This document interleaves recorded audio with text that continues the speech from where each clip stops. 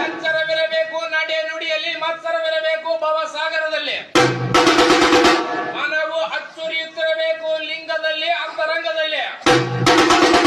ಅಂತರಂಗದಲ್ಲಿ ಜ್ಞಾನಿಯಾಗಿ ಶಿಕಾಪುರದಲ್ಲಿ ಶಿಖರವನ್ನೇ ಸೃಷ್ಟಿಸಿ ಬೇಡಿದ ಭಕ್ತರ ಇಷ್ಟಾರ್ಥವನ್ನು ಪೂರೈಸಿ ಮಾಘ ಬಹುಳ ಮೂಲ ನಕ್ಷತ್ರದ ಸಮಯಕ್ಕೆ ಸರಿಯಾಗಿ ಪಿಂಡದ ಹಾಲಿನ ಪ್ರಸಾದವನ್ನು ಪಡೆದು ಸರ್ವ ಸದ್ಭಕ್ತರಿಗೂ ಆಶೀರ್ವಾದವನ್ನು ಕೊಡುತ್ತಾ ದರ್ಶನವನ್ನು ನೀಡುತ್ತಾ